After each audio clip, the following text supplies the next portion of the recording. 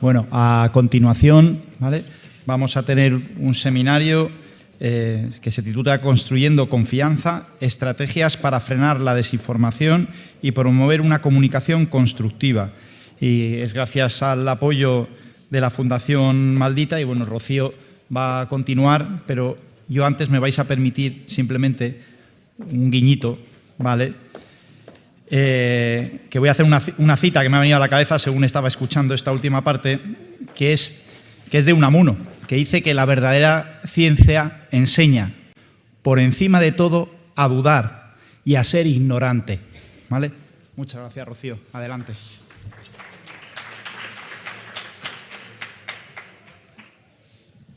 Bueno, y ahora yo sola. Bueno, muchas gracias a la organización de este congreso por dejarme un ratito más para captaros para mi secta, para mi movida.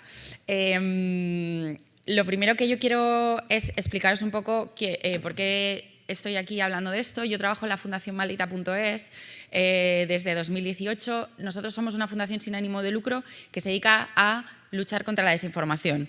Ahora hablamos de construir un ecosistema informativo seguro, fiable e íntegro, porque al final la desinformación es un concepto que creemos que quizás reduce demasiado lo que creemos que es un problema más amplio, pero básicamente lo que hacemos es luchar contra la desinformación en este entorno mediático complicado del que hemos estado hablando. Para eso tenemos distintas líneas, una de ellas es la periodística. Yo soy periodista y es a lo que me he dedicado durante gran parte de mi trayectoria en Maldita, pero en realidad hacemos más cosas. Tenemos una parte de desarrollo tecnológico, porque al final la tecnología media cómo nos relacionamos con la información y con la desinformación, y por lo tanto puede ser parte de la solución también. Hacemos investigación, porque igual que vosotros sois expertos en lo vuestro, hay muchos expertos en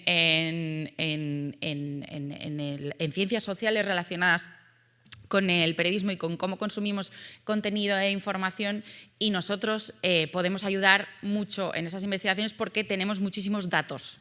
Nosotros tenemos muchísimos datos de cómo funciona, cómo se mueve, cómo revive la desinformación, cómo se comparte, cuándo, qué fenómenos de actualidad o sociales ponen en marcha la maquinaria de la desinformación, cómo circula, en qué formatos, de qué manera. Hacemos también, igual que la plataforma One Health hace incidencia pública, nosotros también intentamos hacerlo, porque al final, pues todos aquí somos expertos en lo nuestro y ojalá cuando se dicten leyes o se tomen medidas, pues se hagan basadas en datos y evidencia en la parte que sea. Y hacemos una parte educativa, porque esto ya se ha hablado aquí, yo puedo desmentir 200 bulos al día, que si no le damos a la sociedad las herramientas para moverse con un poco de tranquilidad por este ecosistema en el que yo me resisto a llamarlo ecosistema digital como si fuera distinto del real, porque al final no podría ser más real, ¿no?, y tener un mayor impacto en nuestras vidas.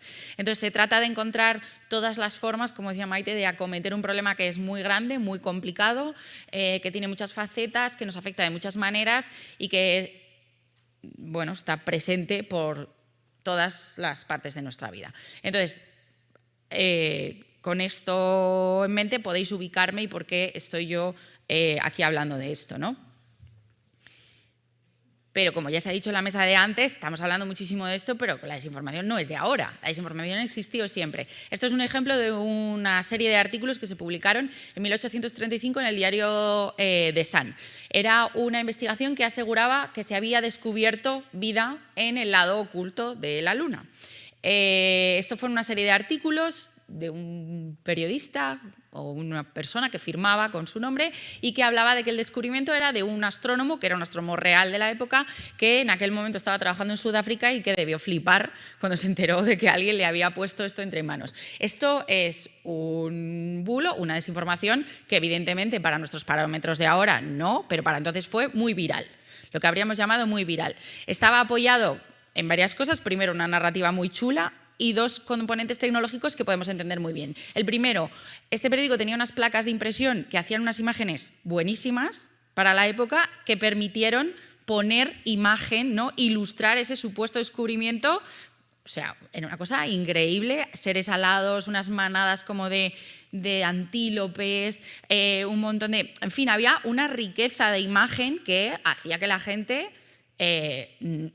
bueno, una imagen vale más que 1000 palabras, ¿no? Pues era una ejemplificación perfecta de esto. Imaginaos ahora cualquier imagen hecha con inteligencia artificial que pone en imagen algo que nos han contado y entonces de pronto dices, bueno, esto ha tenido que pasar porque alguien me lo está enseñando, ¿no? Y por otro lado, en esa época, el ferrocarril en esa zona de Estados Unidos hizo que muchos ejemplares llegaran muy lejos de la ciudad. Entonces, de pronto, en un momento en el que, bueno, la viralidad tenía otra dimensión, esto realmente llegó muy lejos y se lo creyó mucha gente. Pero hay otros ejemplos, seguro que esto os suena. Ricky Martin, el perro, la mermelada. ¿Sois muy jóvenes? No, os suena. Este es el termómetro perfecto para saber cómo de joven es una audiencia siempre. Bueno, esto es una cosa que ocurrió en España en 1999, una supuesta sorpresa del programa Sorpresa, Sorpresa, que nunca ocurrió y, sin embargo, en unos cuantos días todo el mundo creía haber visto o conocía a alguien que aseguraba haberlo visto. Es alucinante porque no había redes sociales entonces. O sea, este relato colectivo se trenzó en un momento en el que no era tan fácil. Nosotros hicimos un poco de arqueología de este bulo en su momento y bueno, pues por lo visto hubo una llamada al programa Hablar por Hablar de la SER en la que alguien contaba que había oído esto y no sabía si había pasado y eso ya hizo que mucha gente pensara. No hay registros de esta llamada, es lo que dicen los rumores de entonces, pero lo que sí hubo fue una serie de demandas cruzadas entre una asociación de protección de la infancia y Antena 3. Unos denuncian a los otros, tal, se pone una cinta con una copia del programa en un juzgado para demostrar que esto no había pasado, pero ya daba todo igual, ya todo el mundo lo había visto, lo había oído y de todo, ¿no?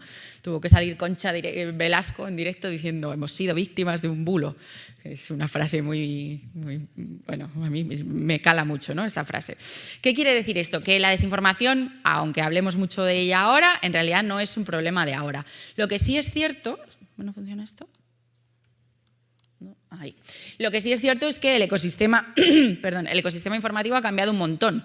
Hemos pasado de unos medios de comunicación básicamente unidireccionales, desde los que podía comunicar un grupo de personas muy concreto, que eran los propios periodistas, poder político, poder económico, poder religioso, pero unas élites muy concretas eran las únicas capaces de mandar ese mensaje a un entorno en el que en realidad ya no hay unos medios de comunicación que envían un mensaje, que los hay y tienen importancia, pero en realidad ya estamos en un momento de conversación pública, en realidad, ¿no?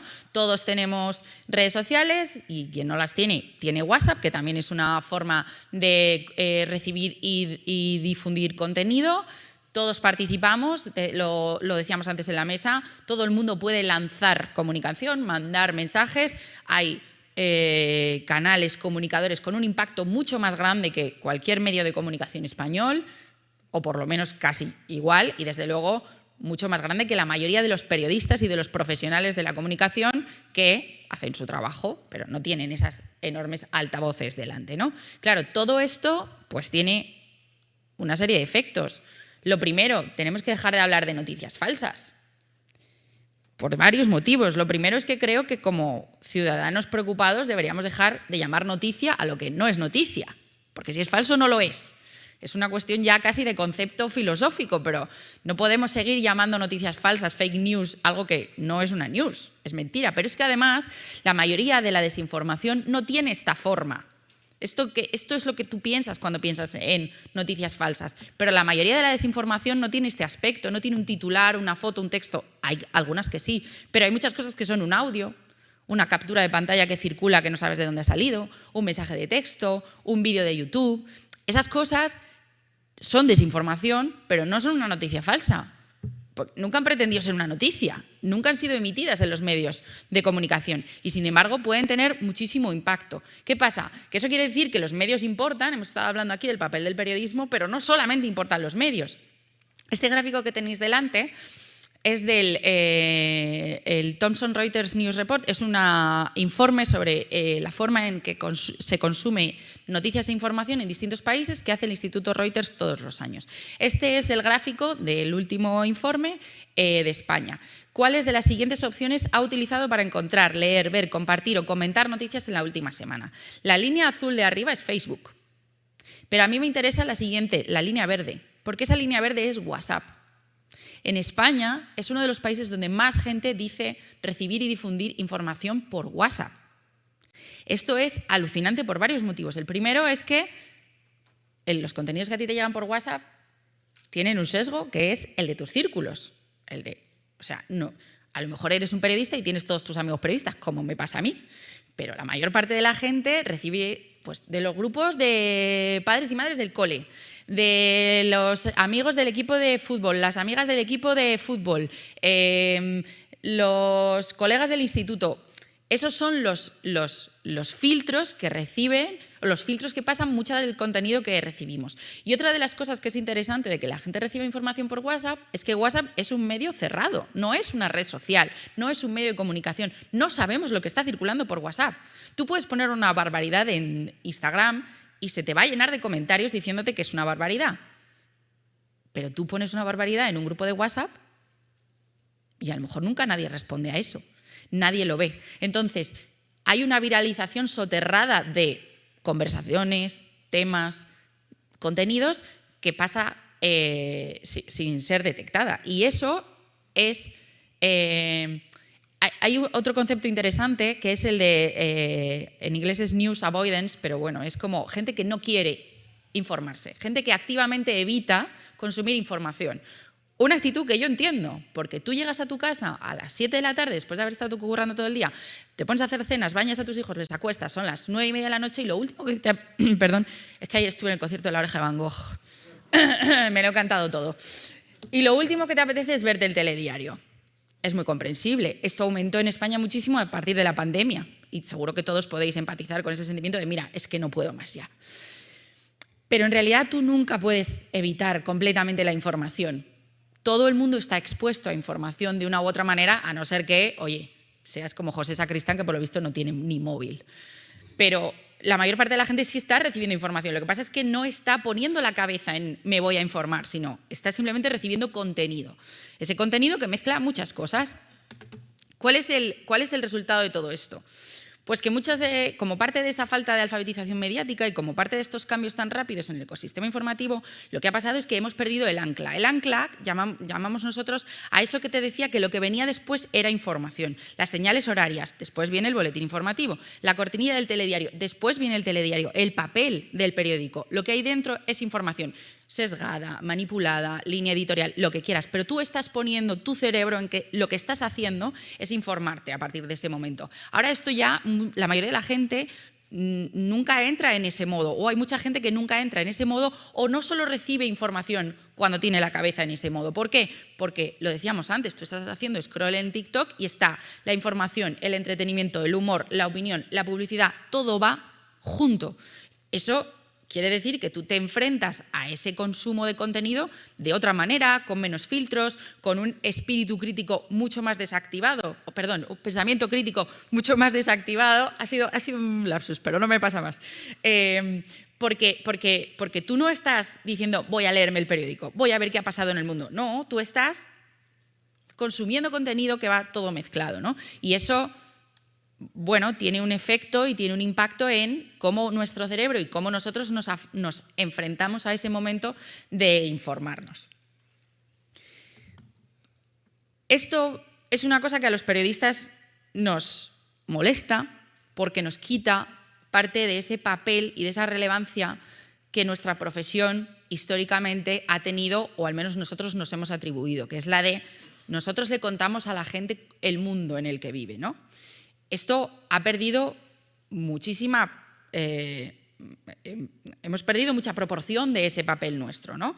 Esto es un gráfico en el que nosotros tratábamos de explicar cómo esos sitios de internet que parecen irrelevantes, esos foros, esos grupos de WhatsApp, esas aplicaciones, esos chats de Telegram o de lo que sea, donde se mueven muchas veces por primera vez esas narrativas desinformadoras que luego van saltando, ¿no? Esto de, ¿no?, en realidad el cambio climático no existe y no hace falta que te pongas crema solar, no se le ha ocurrido a ese futbolista. Yo llevo años viendo esto, en esos otros lugares oscuros de internet. Lo que pasa es que esas narrativas muchas veces encuentran el camino poco a poco hacia el programa de máxima audiencia de uno de los canales nacionales porque un futbolista la expone públicamente a millones de personas. Eso va creciendo poco a poco, va pasando de esos sitios web anónimos donde por primera vez se suelta una idea, a esos grupos de Telegram, a esos grupos organizados donde se se coordina la desinformación, que es una cosa de la que ahora hablaremos un poco más, pero que nosotros hemos ido viendo, a las redes sociales, y de pronto, pues, el futbolista de turno, la actriz de turno, no quiero señalar concretamente a nadie porque hay muchos ejemplos, salta a los medios de comunicación. Por no hablar del último futbolista del momento, seguro que os acordáis de la famosa historia del parking de Bonaire con la Dana, donde se suponía que había cientos de víctimas que se estaban ocultando. Esto fue saltando, hasta que llegó a estar en cuarto milenio. Bueno, ¿qué es lo que pasa? Que esto se nos ha quedado viejo en realidad, porque hubo un momento quizá en el que una vez que salía en un programa de televisión estaba ante los ojos de millones de personas, pero eso ya puede pasar hoy, aunque no llegue a estar en televisión, porque hay muchísima gente consumiendo contenido en estos otros sitios, que no son el programa que se emite en Telecinco, en Antena 3 o en donde sea. La gente está en muchos de esos sitios, incluso la que luego va a ver el telediario, sigue consumiendo información ahí. Entonces, en realidad, tenemos que dejar de... No es dejar de pensar, no quiero parecer corporativista y como quitarnos a nosotros, a los periodistas, parte de nuestra responsabilidad, pero en realidad hay toda una parte que hemos perdido porque las audiencias se han repartido muchísimo en muchos otros lugares donde no hay una mediación periodística de lo que a la gente le está llegando, ¿no? Y esto yo creo que, por un lado, nos ayuda a entender mejor el fenómeno y también a repartir esfuerzos que quizá se puedan repartir en otros lugares y no necesariamente tengamos que estar todos atentos a lo que se está diciendo en esos canales de televisión. Hay muchos otros sitios donde la gente está recibiendo contenido y, por lo tanto, muchos otros sitios donde estar presente para poner en marcha estrategias que ayuden a equilibrar y a contrapesar la desinformación, ¿no? Y luego entra en escena la inteligencia artificial, que es una cosa que no quería dejar de mencionar, no nos ha salido antes en la mesa porque Arantxa ha conseguido contenernos, porque si hubiéramos seguido adelante habríamos acabado ahí seguramente. La inteligencia artificial ha hecho saltar por los aires muchas de las herramientas que usábamos antes, tanto los periodistas como la gente que elaboraba contenido no periodístico, ¿no? Y yo creo que la inteligencia artificial hay que pensar en ella como una herramienta. Es como un martillo. Un martillo no es ni bueno ni malo, pero tú puedes construir una casa o abrirle la cabeza a alguien con él. Depende de cómo la utilices. Y yo creo que la inteligencia artificial es lo mismo, pero hay que entenderla bien. La inteligencia artificial tiene dos efectos sobre la desinformación. Por un lado, ha hecho mucho más barato y mucho más fácil producir esas imágenes que convencen a la gente de que algo ha ocurrido, ¿no? Ya no necesitamos esa imprenta que tenía en 1835 de Sun, ya no necesitas saber usar Paint, porque es mucho más sencillo. Ya no necesitas grabar a un actor diciendo algo, es que tú le das el guión y te hace el vídeo la máquina. Pero además, lo que ha venido también la inteligencia artificial a hacer es que está actuando y mediando con cómo mucha gente consume información de forma un poco casual o informal. Antes era muy típico, y aquí todos los expertos os vais a horrorizar con esto, pero supongo que no os sorprende, que cuando no sabías de algo lo primero que hacías era buscar en Wikipedia, a ver, para tener una primera idea de algo que no te sonaba de nada, ¿no? Ahora se lo preguntas a ChatGPT o se lo preguntas a Google y lo primero que te saca Google es ese parrafito en el que ha cogido distintas fuentes, ni siquiera te dice necesariamente cuáles, y te está dando una respuesta. Para esto hay que entender muy bien cómo funciona la inteligencia artificial. La inteligencia artificial no busca darte la verdad, ni busca resolver tus dudas, ni busca nada. La inteligencia artificial lo que hace es proponerte la respuesta más probable. Es una cuestión probabilística, ¿no? ¿Por qué? La inteligencia artificial es una cosechadora que va por internet cosechando contenido, cosechando páginas web. Y te da la respuesta estadísticamente más frecuente. Entonces, ¿qué pasa? Pues que hay algunos temas en los que la respuesta a una pregunta está muy establecida y no hay debate al respecto y no hay polémica y te va a dar una respuesta que es intrínsecamente cierta porque no hay mucho problema al respecto, pero hay muchos temas en los que hay polémica y entonces la información puede estar más o menos equilibrada, es muy reciente y entonces todavía no tiene suficiente información, o es muy local, ¿no? Y entonces esto pasa mucho tú hablas con personas que no hablan ni inglés ni español, hablan cualquiera de los otros cientos de idiomas que se hablan en el mundo que no son tan frecuentes, y la inteligencia artificial no funciona igual de bien en esos idiomas, porque es una cuestión de cantidad de contenido con el que se ha entrenado. ¿Qué es lo que quiere decir esto y por qué esto es importante saber cómo funciona? Porque precisamente por esto se está aprendiendo a manipular y se están detectando campañas que manipulan esas respuestas que te puede dar una inteligencia artificial. ¿Cómo? Creando un montón de páginas web que no están hechas para que las lea ninguna persona, pero que la cosechadora a su paso va a recoger. Estos son resultados de estudios que se han hecho en los que se ha detectado campañas de injerencia rusa intoxicando modelos de inteligencia artificial para que te den una respuesta sobre determinado tema que a ti te parece más interesante porque eres pro-Kremlin y entonces eso es lo que tú quieres que se sepa. ¿Por qué esto es importante? Porque hay mucha gente interaccionando con estos modelos de una forma muy casual, muy desenfadada, pues ese consumo de información muy puntual sobre un tema concreto que de pronto quieren una respuesta y entonces esto es lo que hay detrás. Cuando tú interactúas con estos modelos sin saber esto, eres vulnerable totalmente a este tipo de desinformación, que de nuevo no es una noticia, no ha salido en los medios, nunca ha pretendido salir en los medios, ¿no? Entonces esto ha venido como a salpimentar esta ensalada que ya teníamos, pues ha venido a mejorarla. Nosotros llevamos trabajando en desde 2017, yo entré, 2018 se conformó la asociación que ahora es una fundación y nosotros hemos vivido, bueno, las cosas están mal.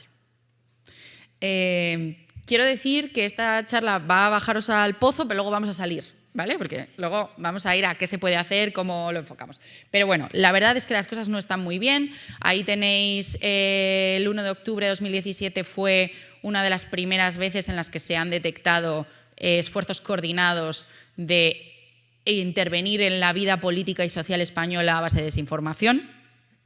Esto pasó el famoso referéndum de Cataluña y tal, pues hay estudios que han detectado cómo se coordinó una influencia en eso. Está el COVID, que no creo que tampoco sea sorpresa para nadie cómo eso puso la desinformación delante de la cara de todo el mundo. Yo tengo que decir que yo por entonces llevaba la sección de Maldita Ciencia en Maldita y además tenía un bebé de 5 meses. Entonces, si yo no estoy más loca de lo que estoy ahora mismo, pues es un milagro. Porque fue un momento muy intenso para la desinformación científica y de salud, que tuvo el lado bueno, por otro lado, de hacer muy conscientes de este problema a muchos expertos y expertas que hasta ese momento habían considerado que la desinformación y los bulos y tal no iban con ellos, no era su problema y no nos atendían por teléfono. Esto cambió y a partir de ese momento no nos volvimos a encontrar con ese tipo de actitudes, la verdad. En 2021 nos dimos cuenta de una cosa muy interesante. Nosotros teníamos monitorizados un montón de grupos de Telegram donde se difundía muchas desinformación y narrativas desinformadoras sobre salud, vacunas, mascarillas, los test de antígeno, que si el virus era real, no era real, si era creado artificialmente o no, ¿no? Como una conversación muy centrada en la salud pública, en la epidemiología. Lo que empezamos a ver en 2021 es que esa conversación tan absolutamente cohesionada, sigue cohesionada, pero va cambiando de tema. Y entonces, toda esa gente que supuestamente estaba tan preocupada por la salud pública, de pronto empieza a estar preocupada por otras cosas. Por ejemplo, en 2022, con la guerra de Ucrania, y que si era cierto que Putin era el bueno o el malo, o si el gobierno ucraniano eran unos nazis, y de pronto era como, pero no estabais todos tan preocupados por las vacunas. A ver si lo que pasa, lo que os cohesiona aquí a todos es difundir estas narrativas desinformadoras, sea sobre el tema que sea, toque el tema que toque, porque luego pasamos a 2023 y el tema es la mentira climática, no sé qué, y los migrantes son los culpables de tal, y aquí a la población nacional no se la está cuidando como se cuida a las personas migrantes. Lo que vemos es que hay un mecanismo muy bien coordinado para difundir narrativas desinformadoras sobre el tema que toque. Lo que parecía que al principio era una preocupación científica, de salud y tal, ya no lo es. Ahora es cualquier otra cosa que vaya contra los consensos sociales, los lazos democráticos, un poco las instituciones europeas, esas cosas que democráticamente nos han contenido durante mucho tiempo, Pues aquí el objetivo común y la narrativa común y la conversación común es básicamente torpedear eso. Cuando fueron las vacunas, pues las vacunas. Cuando fue la ciencia, pues la ciencia. Pero cuando tocó que fuera Ucrania o fuera luego la acción climática, pues lo que tocara, ¿no? 2024 ocurrió la DANA, que fue como condensar todo lo que vimos en la pandemia en 3 semanas. Fue una circunstancia, de nuevo, como para respirar en una bolsa de papel. Y fue cuando se aprobó la Ley de Servicios Digitales, que es importante en este contexto porque estamos hablando de unas cosas que ocurren básicamente en Internet. Esta normativa es compleja, no vamos a entrar en ello, pero bueno, venía a poner un poco de orden en cómo se regula Internet y cómo se regulan esas plataformas sobre las que transcurre toda esta comunicación y también la actividad periodística, porque la actividad periodística a día de hoy transcurre y se sostiene también en entornos digitales, y no solo digitales, sino digitales de redes sociales. Los medios de comunicación tienen muy difícil vivir de su propia página web. Tienen que interaccionar en esos otros escenarios, ¿no? Pero lo que pasó fue que esa ley tan bonita de servicios digitales, que no era perfecta, pero venía a hacer algo, se encontró con que en 2025 ganó Donald Trump las elecciones. Y Donald Trump es un señor que se lleva fenomenal con todos los que tienen esas plataformas. Entonces, ¿qué dijeron esas plataformas? Pues que si la Unión Europea quería saber algo, que podía ir a hablar con Donald Trump. Y la Unión Europea tiene muchas peleas con Donald Trump. Muchas. Tiene que elegir. No se puede meter en todas. Entonces, ¿qué es lo que está pasando con la DSA ahora mismo en España? Pues poco, la verdad. Así os lo digo, poquito. Esto es terrible. Es terrible porque las campañas de desinformación tienen distintos actores implicados, pero uno de ellos, voluntario o involuntario, voluntario o accidental, es las plataformas que son las que ganan dinero con este ecosistema. Las plataformas, como hablábamos antes, los medios, las redes sociales, que yo no me gusta llamarlos redes sociales porque parece que estamos socializando en ellas y esa socialización cada vez es menor en realidad, porque tú ya no ves lo que publican tus contactos, ves lo que te enseña el algoritmo, un algoritmo que además es opaco, que no sabemos cómo funciona, que no sabemos cómo prioriza y que funciona un poco, ¿sabéis cuando se dice en los casinos de Las Vegas que no tienen ventanas para que no notes que está pasando el tiempo? Las redes sociales están dejando de ponerte cuando alguien ha publicado algo. Solo lo ves. ¿Para qué? Para que tú entres y sientas qué es lo que está pasando en ese momento. Para poder darte contenido antiguo sin que eso a ti te diga, jo, esto está viejo, ¿no? Entonces, ese es uno de los trucos que utilizan para contener nuestra atención todo el tiempo posible. La desinformación no es ilegal, mentir está protegido por la libertad de expresión, pero es un tipo de contenido que, precisamente porque no se tiene que atener a esos principios deontológicos periodísticos, retiene muy bien la atención. Entonces, las plataformas no quieren realmente tomar medidas que la frenen, porque eso es el juego al que están jugando, ¿no? Además, un contenido muy atractivo que atrae la atención, te sugiere otros contenidos parecidos. Es un poco el efecto de un accidente de coche, ¿sabes? Que tú frenas para ver lo que está pasando, aunque sea horrible, porque es muy vistoso. Pues la desinformación tiene un poco ese efecto también. Si te paras a mirar, porque como te escuchas a este señor diciendo que hay que ponerse gafas naranjas y no usar crema de sol y no puedes dejar de escucharle. ¿Qué? Pues es un poco así, ¿no? Entonces, hemos ido viendo cómo Internet ha empeorado. De hecho, antes de 2025 las plataformas tenían algunas medidas implementadas para frenar la desinformación o para ayudar a la gente a entender mejor lo que estaba viendo. Nosotros creemos, y hay estudios que demuestran que borrar contenido de Internet no es la mejor forma de luchar contra la desinformación porque hace que se pierda contexto y porque además convierte a los desinformadores un poco en mártires. No sé si os acordáis que hubo un momento en el que Twitter, en otra época, expulsó a Donald Trump. ¿Y qué tal nos ha salido eso? Porque Donald Trump ha vuelto a ser presidente de Estados Unidos. Entonces, claramente no ha ayudado mucho a frenarlo, ¿no? Pero sí que había medidas que ayudaban a que la gente pues, viera un etiquetado al lado de las cosas dudosas, se redujera su visibilidad, se impidiese que el contenido dudoso o desinformador estuviese monetizado, porque es que hay gente que gana dinero desinformando, que es que esto es ya la bomba, ¿no? Bueno, pues esas cosas se han ido retirando. Las plataformas han ido quitando ese tipo de medidas por distintos motivos. Por ejemplo, una de las cosas que existía antes es que Google, cuando tú metías un claim, o sea, una frase que estaba desmentida, lo primero que te salía arriba era un claim review, que lo llamaba, que era como, esto es falso según los verificadores de no sé qué, podíamos ser nosotros o cualquier otra agencia que se dedicase a algo parecido, ¿no? En un momento dado, el verano pasado, pues Google quitó eso diciendo que iba a hacer un resultado de búsqueda más limpio para los usuarios, ¿no? Como más eficiente. La realidad es que ese huequito arriba del todo vale muchísimo dinero. Y poner eso ahí a Google no le daba nada, ¿no? Entonces, esto es el principio de un informe que nosotros pertenecemos a la Red Europea de Estándares de Fact-Checking y con fact-checkers de otros países de Europa elaboramos este informe en el que hablamos de la gran retirada. Se están retirando estas medidas. No solamente nos están poniendo más y nos están manteniendo, sino que se están quitando. Al final es una plaza pública que cada vez está más sucia, cada vez está más rota y cada vez hay más matones en ella, impidiendo que la gente se pueda mover con tranquilidad por un entorno en el que transcurre su vida.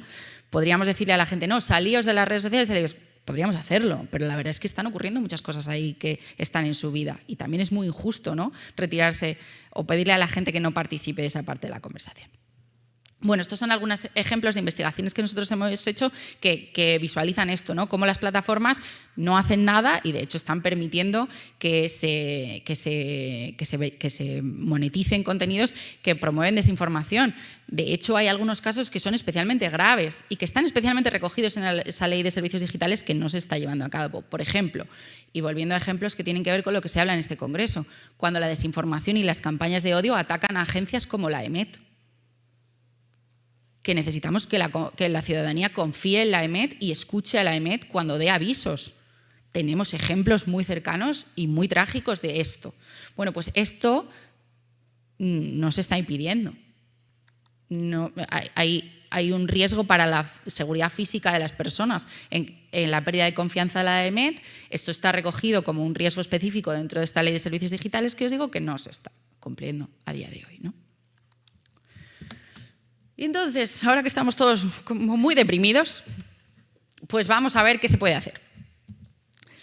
Hay muchas cosas que se pueden hacer contra la desinformación. Algunas hemos hablado antes en la mesa de antes. Hay otras que tienen que ver con nosotros como ciudadanos, como nosotros como profesionales de la comunicación, como nosotros como expertos con un conocimiento específico que es a veces necesario para que la ciudadanía pueda tomar las mejores decisiones, ¿no? Y yo quiero empezar por lo básico. Porque aquí hemos hablado antes de cómo las audiencias tienen también un papel en cómo trabaja el periodismo y qué publica el periodismo, pero es que todos nosotros aquí tenemos un móvil en la mano todo el día. Todos nosotros aquí somos ciudadanos consumidores de contenido y de información. No es la misma responsabilidad climática la que tengo yo que la que tiene Taylor Swift, porque Taylor Swift tiene un avión privado y yo no. Es decir, no se nos puede pedir lo mismo a nosotros que a quienes tienen un altavoz más grande, tienen una capacidad de impacto más grande, pero eso no quiere decir que no podamos hacer nuestra parte. Y nuestra parte, la primera, hay como dos cosas básicas que os pediría hoy. La primera es que no volváis a decir noticias falsas o fake news nunca más. Y la segunda es que no volváis a compartir nunca nada de lo que no estéis seguros. Esto es muy difícil. Porque esas redes sociales, esos grupos de WhatsApp, esas plataformas donde nos movemos, viven de que hagamos eso. Y nos lo ponen. Esto es como cuando en el supermercado los productos insanos están justo a la altura de los ojos de los niños. Es como, es que se lo estáis poniendo más difícil. Pues esto es lo mismo. El botón de compartir está ahí. Es que te llama, se te va el dedo, ¿no? Hay muchos motivos por los que se desinforma, según nuestra experiencia, que son básicamente 4. El primero es por dinero. El dinero puede ser vender un remedio que no funciona, pero puede ser también hacer un vídeo viral en TikTok para meterlo en el programa de monetización, y eso también es dinero. Otro es por ideología. Pues cuando hablamos de periódicos que igual atacan a un político porque va en contra de su... ¿no? Esto es también ideología, que además a día de hoy ya es todo. Tu equipo de fútbol, o si eres vegano o comes carne, es ya casi ideológico también, ¿no? El tercero sería por polarizar, por ese romper esos lazos sociales de los que hablábamos. Es un poco ideológico también, pero bueno, yo creo que va un poco más allá. Es un poco... la desinformación puede aislar a los individuos. Tú puedes ir en el autobús al lado de una persona y vivís en mundos distintos, porque el algoritmo que ve él y el que ves tú no tienen nada que ver. Y entonces vivís en mundos diferentes. ¿Esto por qué se hace? Bueno, pues porque impide la acción colectiva. Si la gente vive en mundos diferentes, ¿cómo van a ponerse de acuerdo en tomar medidas para frenar pues, una crisis medioambiental o de salud que requiere que todos vayamos a una, ¿no? Pero hay un cuarto motivo por el que se desinforma, que es el por si acaso. Y ese es el que todos nosotros tenemos sobre ello un gran poder, que es el de, bueno, yo mando esto por si acaso. No sé si es verdad, pero por si acaso te lo mando. Eso hay que dejar de hacerlo. Evidentemente no es malintencionado, nos llegan cosas, yo siempre pongo el ejemplo, hay un bulo recurrente que es el de ten cuidado porque han avisado de que han aumentado el nivel de alerta antiterrorista por una amenaza de bomba en Atocha. Yo vivo cerca de Atocha, cada vez que esto circula me llega, de gente que me quiere. O sea, esa gente no quiere desinformarme, quiere avisarme, pero esa gente no ha comprobado tampoco si es cierto esto. Me lo manda por si acaso. Esto tenemos que dejar de hacerlo, porque es un problema, porque ensucia el territorio, ¿no?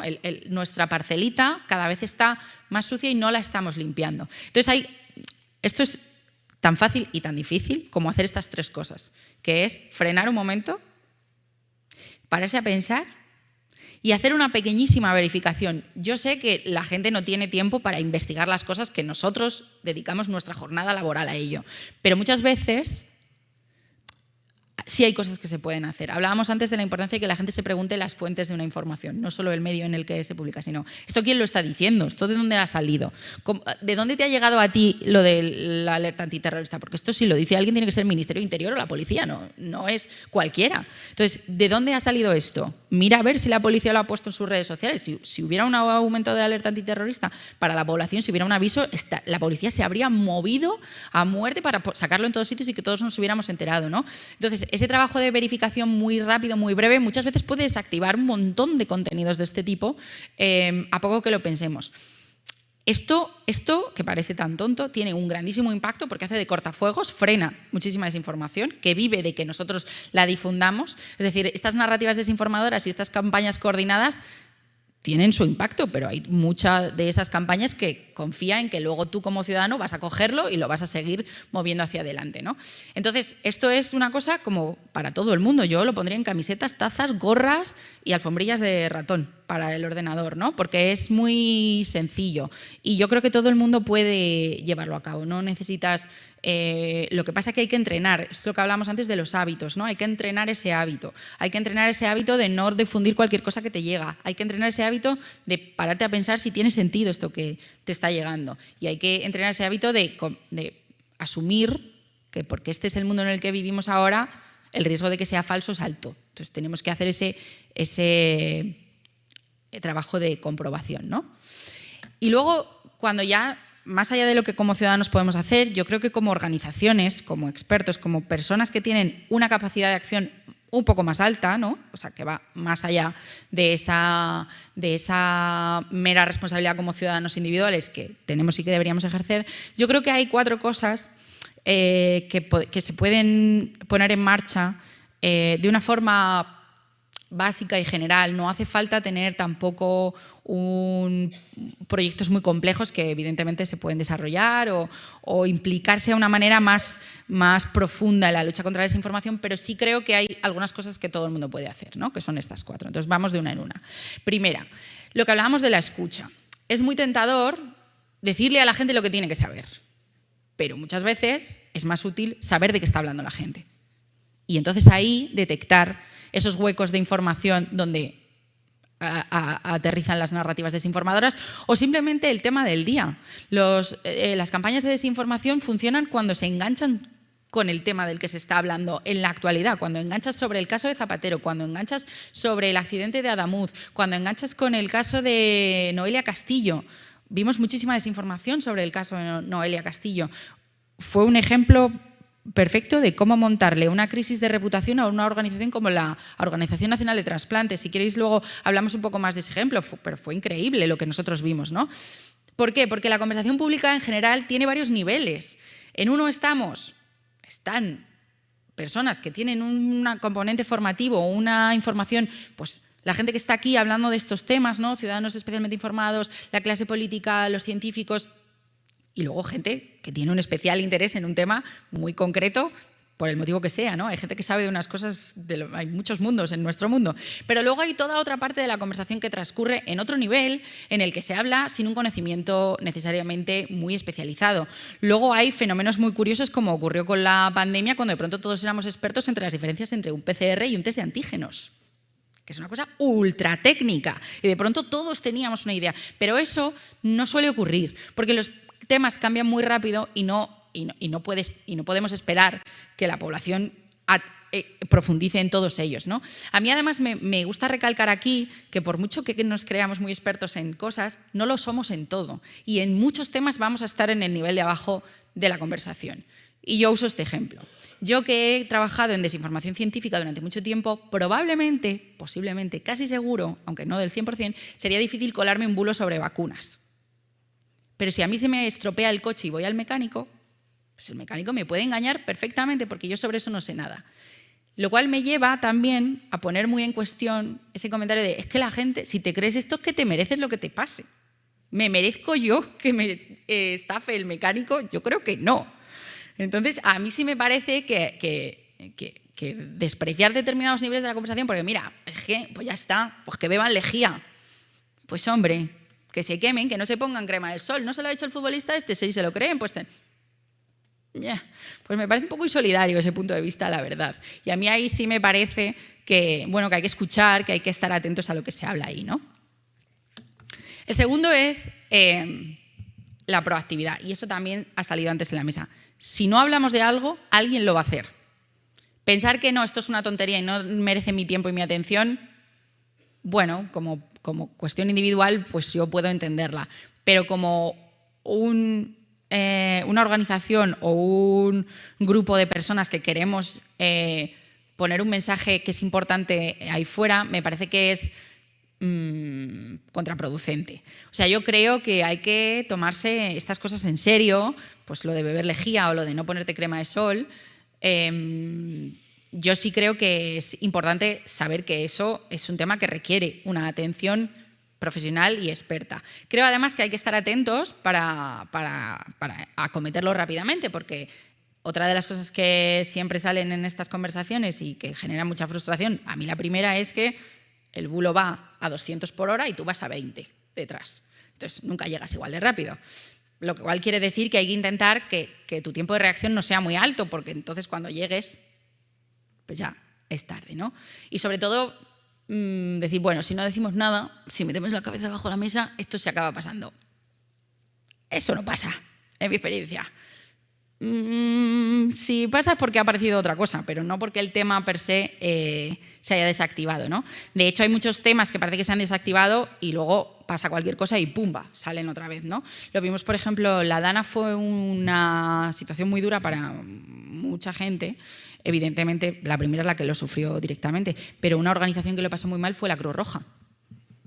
Porque la Cruz Roja, que llevaba sufriendo en realidad un ataque constante, gota a gota, de narrativas contra la Cruz Roja por su trabajo con personas migrantes, ya os he dicho que la migración ha sido uno de los puntos de atención de muchas campañas de desinformación en los últimos años, pues en ese momento se apretaron determinados botones que hicieron ¡pah! Y entonces esa campaña se salió por encima. Y la Cruz Roja se encontró con una crisis, luego hablaremos un poco de eso más, tremenda y vamos, pasaron fatal. Nos han dado este año la medalla de oro de la Cruz Roja maldita porque les echamos una mano en ese momento, porque realmente se vieron perdiendo financiación, perdiendo socios y con unos ataques que hasta ese momento no es que no hubieran existido, pero bueno, habían sido una cosa que quizá habían pensado que no iba a tener ese impacto. Solo hace falta una tormentita para que eso cambie y de pronto se te monte un lío tremendo, ¿no? ¿Qué es lo que pasa con este tema? Y yo puedo ver esta pregunta o este comentario formándose en muchas cabezas. No todo el mundo puede desmentir bulos todo el tiempo. Primero, porque no hablaríamos de otra cosa. Y yo también entiendo que eso no es lo ideal. Y segundo, porque desmentir bulos es una forma de comunicación muy concreta que requiere unas herramientas concretas y una forma de hacerlo que no puede ser que eso es lo que haga todo el mundo. Pero lo que sí quiero decir es que hay muchas formas diferentes de luchar contra la desinformación y no todas necesariamente requieren desmentir los bulos. Y entonces os traigo aquí un ejemplo. El pre-banking es una cosa que está estudiada, hay estudios sobre su eficacia, sobre cómo hacerlo bien, que es el desmentido antes del bulo. ¿Qué quiere decir? Pues que cuando tú estás haciendo esa escucha ciudadana y cuando tú además ya tienes cierta experiencia en cómo funciona la conversación pública, sabes que cuando sale un tema de conversación, esto va a pasar. Por ejemplo, los incendios cada verano. Nosotros sabemos que cuando llega la época de incendios aparecen determinadas narrativas, porque pasa siempre.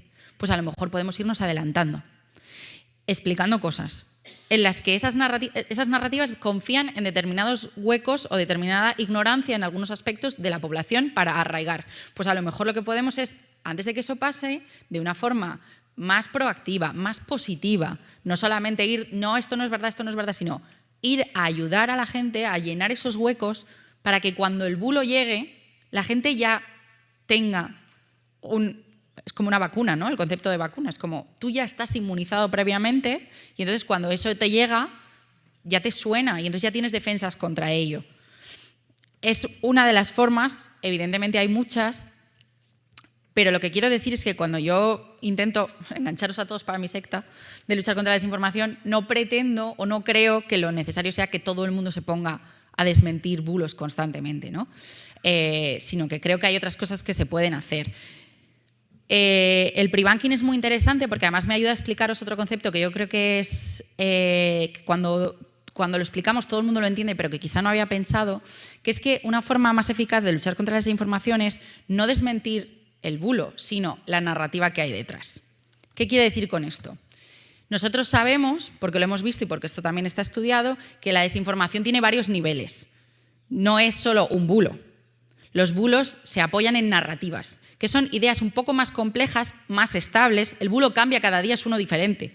Pero las narrativas que hay detrás son ideas más estables, que cambian poco a poco y que lo que tienen es un objetivo. Si tú eres capaz de ver estos tres niveles y decidir enfocar en uno o en otro, puedes ser un poco más eficaz. Os he traído un ejemplo muy absurdo, pero muy sencillo para entender esto. Aquí el bulo es que Zelensky se ha hecho una foto con una camiseta que tiene una esvástica. Ese es el bulo. Y tú puedes desmentir ese bulo buscando la foto original y demostrando que la camiseta no tenía una esvástica. La narrativa que hay detrás es que Zelensky y, por tanto, los ucranianos son unos nazis, ¿no? El objetivo, que la población en España y en Europa no apoye a Ucrania en la guerra. Son tres niveles diferentes. Tú puedes ir al bulo o ir a la narrativa. O puedes utilizar ese objetivo para proponer tú una acción positiva. Es decir, cómo sensibilizamos a la población española de que en este conflicto Europa tiene claramente elegido su aliado en este tema, ¿no? Esto es un ejemplo que pongo siempre porque es muy bruto y porque es muy fácil de entender, pero hay un montón. Por ejemplo, cada vez que se incendia un coche en España, en 10 minutos tenemos gente diciendo era un coche eléctrico. Lo fuera o no lo fuera, aun sin saber si lo es o no lo es. A veces lo son, pero muchas veces, otras veces no lo son. ¿Qué es lo que hay detrás de ese bulo? La narrativa de los coches eléctricos se incendian más, son peligrosos. ¿Cuál es el objetivo? Que no te compres coches eléctricos, que te sigas comprando los coches de siempre que utilizan gasolina. Además de desprestigiar la lucha climática, que ese es el objetivo más general, ¿no? Hay un montón de ejemplos. Un niño que se vacunó de no sé qué, o en Texas han aumentado los casos de diagnóstico de autismo desde que se implementó la vacunación obligatoria contra la triple vírica a los 2 años. Ese es el bulo. La narrativa es no te vacunes. Las vacunas son peligrosas, causan autismo. ¿Cuál es el objetivo? No te fíes de la ciencia, no te fíes de la vacuna, no te vacunes, ¿no? Esto nos sirve para vehicular un poco esa forma de acometer la desinformación, ¿no? El tercero es ser transparentes. Y aquí volvemos al caso de la Cruz Roja en la Dana. Te cae una tormenta de estas y dices, bueno, mira, yo me quedo aquí y si no asomo la cabeza, pues ya pasará. Yo creo que eso no es un error, porque creo que tu imagen nunca se recupera de eso. La Cruz Roja, cuando ocurrió lo de la Dana, salió en tromba a publicar lo que estaba... No sé si os acordáis de qué iba exactamente aquella campaña de desinformación, pero básicamente se acusaba a la Cruz Roja de que se estaba quedando con las donaciones y que no estaba ayudando y que no estaba allí sobre el terreno y que no estaba haciendo nada. Pues la Cruz Roja se pasó días, primero contando día a día dónde estaba, lo que estaba haciendo, publicando fotos para que se viera que estaban allí. Segundo, dando los datos de todos los recursos que había desplazado. Y tercero, publicando un plan a 3 años de cómo iban a estar allí presentes sobre el territorio durante 3 años para ayudar, ¿no?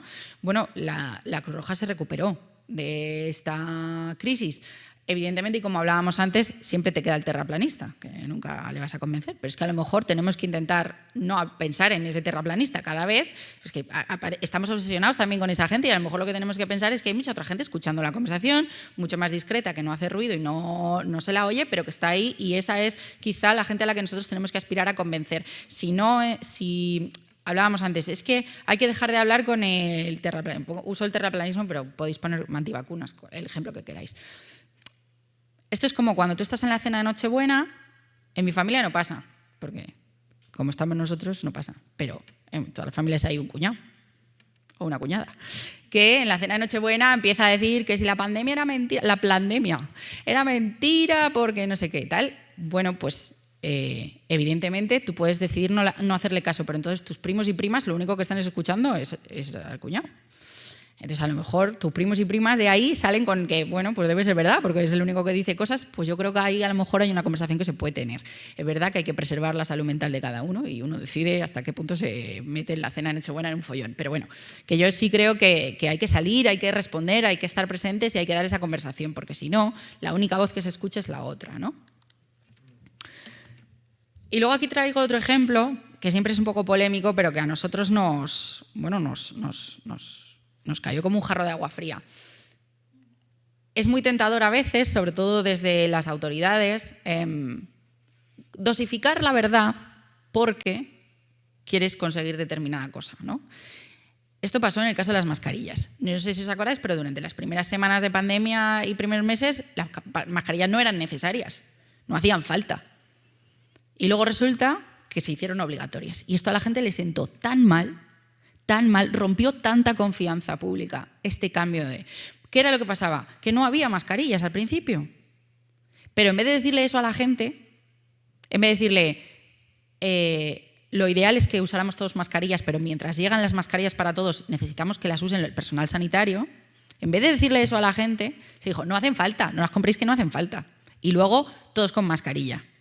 Esto fue un error terrible, que además, como venía de fuentes oficiales, en un momento en el que la información era tan exacta, todos nos pusimos detrás de esa falta o de esa verdad a medias, no quiero llamarlo mentira, porque no, pero todos nos pusimos detrás de eso.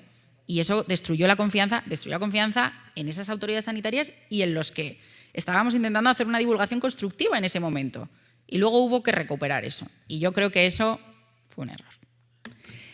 Y lo cuarto, y yo aquí termino, porque realmente esta parte, yo solo tengo la idea, pero no tengo el cómo, porque ya os he contado que yo me dedico a esa parte sí reactiva del periodismo y la lucha contra la desinformación, pero creo que enlaza mucho con lo que ha contado Noemí en la ponencia anterior, es que hay que responder a eso no solamente desmintiendo el bulo, sino ofreciendo otra conversación que sí siente unas bases constructivas. Y en eso creo que una plataforma y un concepto como One Health lo tiene tan en bandeja para hacerlo bien, para darle a la gente otra forma de entender determinados relatos y de determinadas narrativas que se están impulsando y que están tan presentes en la conversación de una forma constructiva, positiva, para que la gente haga su vida mejor. Que yo lo dejo con esta idea porque creo que en realidad sois vosotros los que mejor podéis trabajar este cuarto punto de cómo crear un relato propio. No solamente responder. Desmentir desinformación tiene el problema de base de que estás comprando la conversación y la agenda que está marcando esas organizaciones o esas personas que realmente no querríamos que estuvieran tan presentes en la conversación pública. Por eso creo que no todo el mundo tiene que desmentir bulos. Ya lo hacemos nosotros. Pero sí hay muchas otras cosas que se pueden hacer ayudando a la gente a hablar de cosas importantes de otra manera. Ha sido un placer. Gracias por escucharme.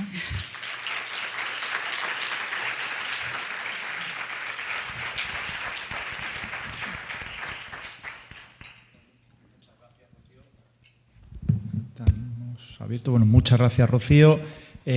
Rocío va a estar con nosotros en el café, entonces podéis preguntarle ahí, pero nos da tiempo a una pregunta rápida.